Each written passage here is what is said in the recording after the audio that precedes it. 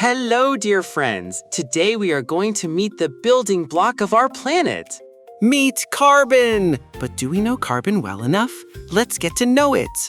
Carbon is an element that humanity has known and used since prehistoric times, but it took centuries to understand it scientifically.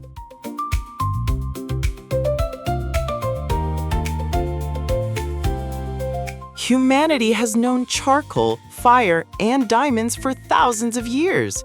However, for a long time, it was thought that coal simply disappeared after burning. Now we know that nothing is lost in nature. Everything transforms into something else. French scientist Antoine Lavoisier, considered the father of modern chemistry, published a work in 1789 showing through combustion experiments that diamond and charcoal are actually different forms of the same fundamental substance, carbon. The name carbon is derived from the Latin word carbo, meaning coal. In the 20th century, the discovery of carbon isotopes, especially carbon-14, led to the development of radiocarbon dating in archaeology.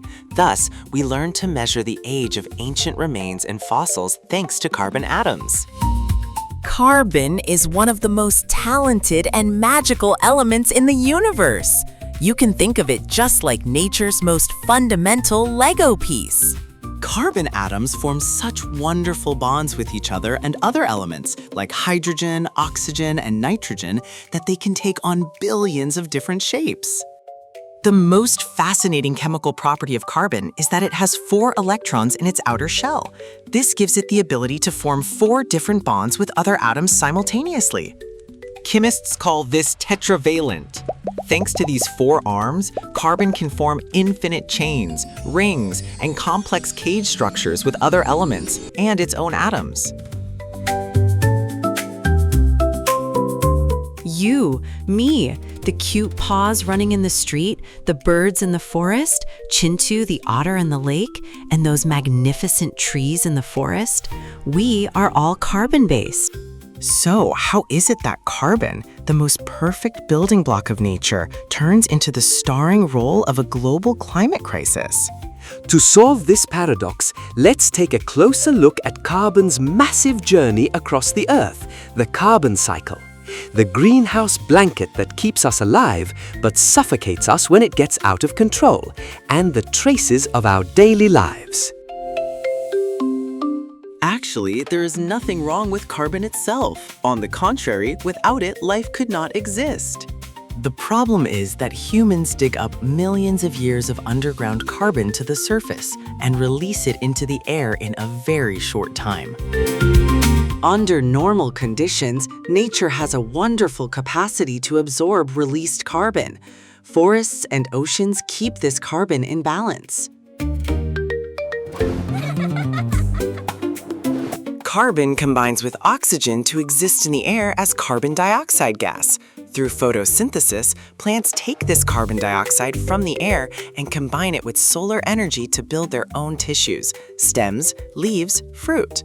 Carbon passing from plants to animals returns to the air and soil through life cycles. Oceans are one of the Earth's largest carbon sinks. Marine microorganisms, phytoplankton, and corals use carbon dioxide to build shells and tissues. The remains of creatures that lived millions of years ago were compressed under tons of soil, turning into fossil fuels like coal, oil, and natural gas. In the natural cycle, this carbon remains safely locked underground. Over the past centuries, we have rapidly burned those massive underground fossil fuel deposits, coal and oil, to run factories, drive cars, and generate electricity. We released carbon that was buried underground over millions of years into the atmosphere in just a blink of an eye, about 150 to 200 years. Because we destroyed forests and reduced the filters that would absorb that carbon, the natural system could no longer handle such a heavy load. This excessive amount of carbon dioxide, methane, and similar gases released into the atmosphere accumulates in the air, creating an invisible blanket wrapping around the Earth. The sun's rays heat the Earth.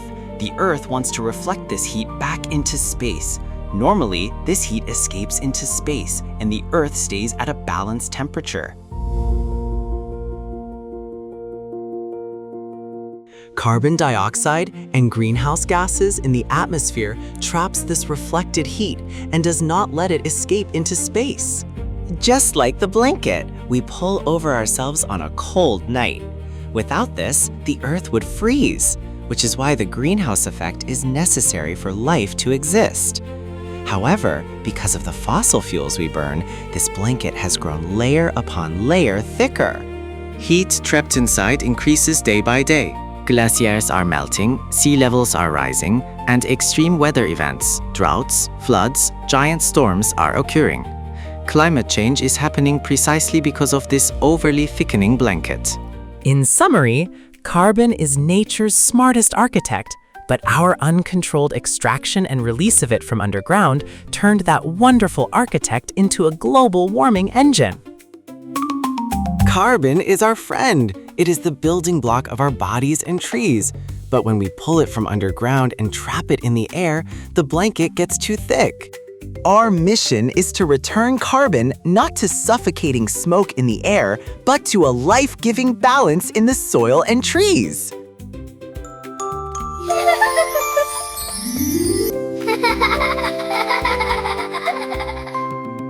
Now you know how important carbon is.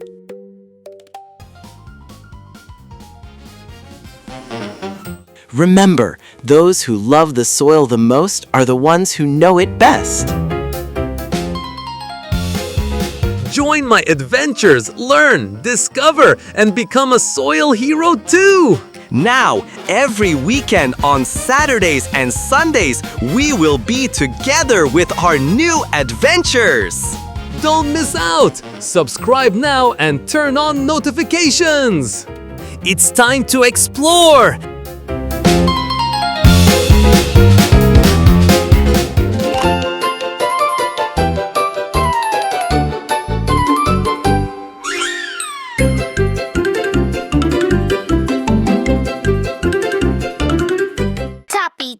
Toppy time, let's grow and shine.